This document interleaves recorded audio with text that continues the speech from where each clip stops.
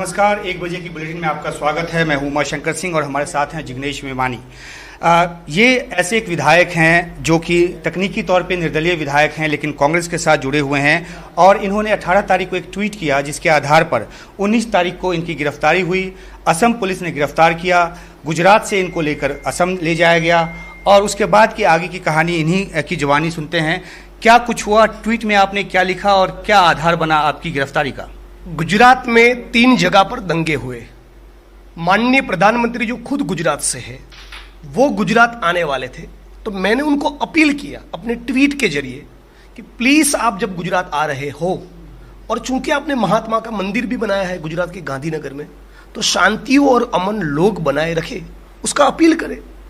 मान के चलिए मेरी कॉन्स्टिट्यूंसी में कोई दंगा हो जाए तो मैं क्या कहूंगा, जनता को यही अपील करूंगा ना कि शांति और अमन बनाए रखे। तो यही मेरी उम्मीद भारत के प्रधानमंत्री से। लेकिन आपने उस ट्वीट में ऐसी भाषा का भी इस्तेमाल किया जो शायद आपको लगता है कि अब नहीं, वो नहीं करनी चाहिए। मैंने उनको गॉडसे का भक्त बताया। यदि उनको ऐसा लगता है कि ये गलत है और यदि ऐसा नहीं है, इस बात में सच्चाई नहीं है, तो लाल किले की प्राचीर से एक बार गॉडसे मुर्दाबाद बोल देना।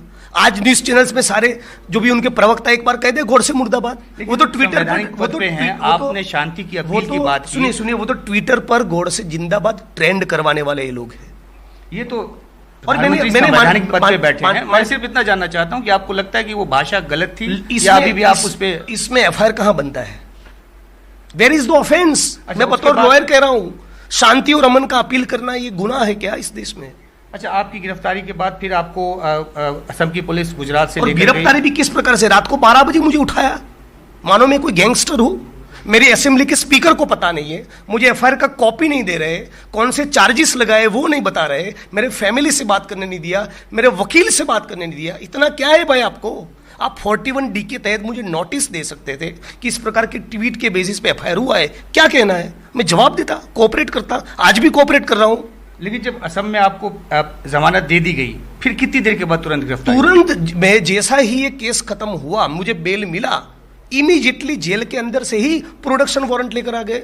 दूसरा केस इतना फर्जी कि मैं पढ़ के आपको दिखाता हूं। मैं आसाम की जुडिशरी ने यह कहा है कि अक्यूज जिग्नेश मेवानी को जानबूझकर लंबे अरसे तक जेल में रखने के लिए ही ये फर्जी एफआईआर किया गया है। कोर्ट का शब्द है फर्जी एफआईआर, आप पर फॉल्स एफआईआर के साथ बदसलूकी का आरोप लगाया गया उस एफआईआर। तो इसी के तहत कोर्ट ये कह रहा है कि contrary to the FIR the victim woman has deposed a different story before the learned magistrate. Assam का न्याय तंत्र कह रहा है, ये बेल ऑर्डर कह रहा है कि एक साजिश थी, जिग्नेश को जानबूझकर लंबे अरसे तक जेल में डाले रखने के लिए ही ये एफआईआर किया गया है। कोर्ट ने तो एक महिला को इस प्रकार से आगे करना, ये कायरता नहीं है? कोर्ट ने तो यहां तक कहा है कि एक जो काबिल व्यक्ति है वो कभी भी पुरुष पुलिसकर्मियों के बीच किसी महिला पुलिसकर्मी बिल्कुल, आपके 25-30 पुलिस के जवान है, एडिशनल एसपी बैठा है, एक सब इंस्पेक्टर बैठा है, उसके सामने मैं महिला को धक्का मारूंगा? और मैं सचमुच में दिल से मानता हूं कि इस महिला के ऊपर दबाव होगा।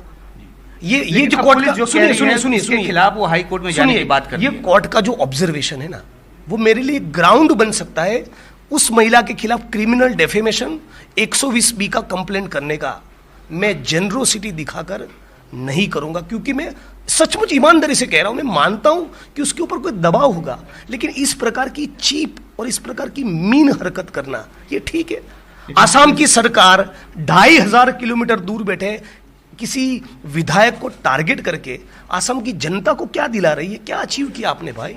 लेकिन पुलिस कह रही है कि जो आप कोर्ट का ऑर्डर दिखा रहे हैं इसके खिलाफ हाई कोर्ट जाएगी।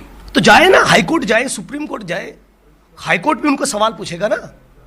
और कोर्ट के जो ऑब्जर्वेशन है बहुत गंभीर आरोप लगा रहे हैं, आप कह रहे हैं कि सारी साजिश वहां पे रची गई। बिल्कुल, तो असम की सरकार को अचानक कैसे मन हो गया एफआईआर करने का?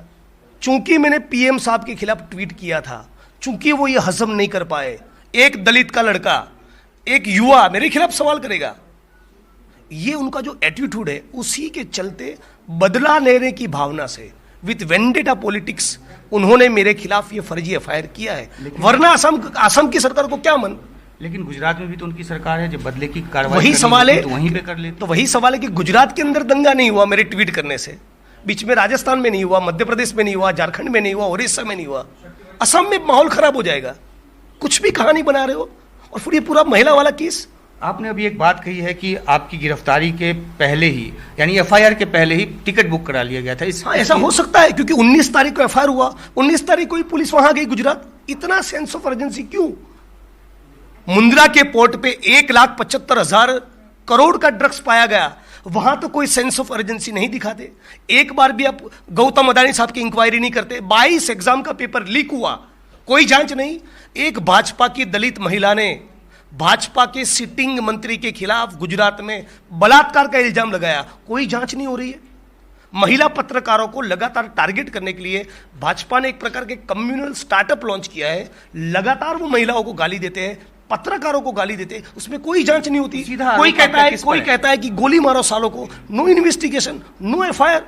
धर्म संसद में किसी एक समुदाय के लोगों को जीनोसाइड में मारने की बात की जाती है, कुछ नहीं होता एक ट्वीट करने पर। ये आपकी प्रायोरिटी है बतौर prime minister as a nation? Is this your priority?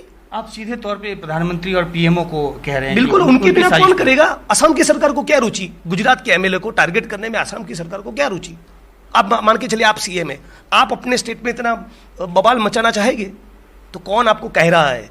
किसके इंस्ट्रक्शन पर आप ये किए हो? तो आप आगे की ये जो एक तो आपकी ये लड़ाई, एक तो पॉलिटिकल लड़ाई है जो आप बीजेपी के साथ लड़ रहे हैं, मैं अपने खिलाफ की बात ये जो वैधानिक लड़ाई है वो कैसे लड़ेंगे आप? मैं हर मोर्चे पर लड़ूंगा, विधानसभा में लड़ूंगा, सड़क पर लड़ूंगा, कानूनी तौर पर लड़ूंगा, लेकिन कानून और संविधान के दायरे में रहकर ही लड़ूंगा, क्योंकि मैं संविधान में मानता हूं।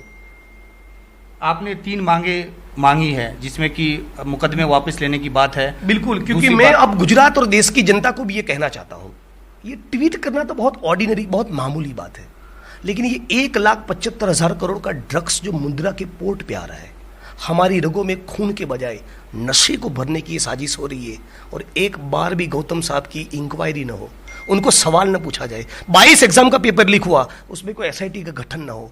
और मैं अपने केस वापस लेने के लिए नहीं कह रहा हूं। मेरे विधानसभा क्षेत्र में माइनॉरिटी के साथी जो प्रोटेस्ट कर रहे थे, उनको जो जेलों में डाला, ऊना के वक्त जो आंदोलन हुआ, उन पर जो मुकदमे किए, वह सारा केस वापस लो, वरना मैं सड़क पर उतरूंगा। कांग्रेस पार्टी सड़क पर उतरेगी और 1 जून को गुजरात बंद का ऐलान करेंगे। मोदी साहब, गुजरात भाजपा अपना डंडा तैयार रखे, हम अपना सीना तैयार रखेंगे, झुकने वाले नहीं है। तो ये जिग्नेश मेवानी जो अपने साथ जो कुछ भी उनके साथ हुआ, गिरफ्तारी से लेकर रिहाई तक, और अब जिस तरीके से असम पुलिस की तरफ से कहा जा रहा है कि इस फैसले को चुनौती देगी हाई कोर्ट में, ख़ासतौर पे जो कोर्ट है उसने बहुत सारी ऐसी बातें कही हैं अपने आदेश में, जिसमें कि असम पुलिस को अपने आप में सुधार लाने की ज़रूरत, बॉडी कैम लगाने की ज़रूरत, इस तरह की बातें इस फैसले में कहा गया है। लेकिन देखना है कि जो अब ये लीगल बैटल है वो किस तरफ आगे जाता है। जिग्नेश मेवानी कह रहे हैं कि वो पॉलिटिकल तौर पर भी इससे लड़ेंगे, सड़कों पर उतर के लड़ेंगे, और 1 जून की तारीख इन्होंने तय की है कि जो 3 मांगे इन्होंने रखी है, अगर वो नहीं मानी गई तो 1 जून को गुजरात बंद का आह्वान किया है, करेंगे और सड़क पे उतर कर लड़ेंगे।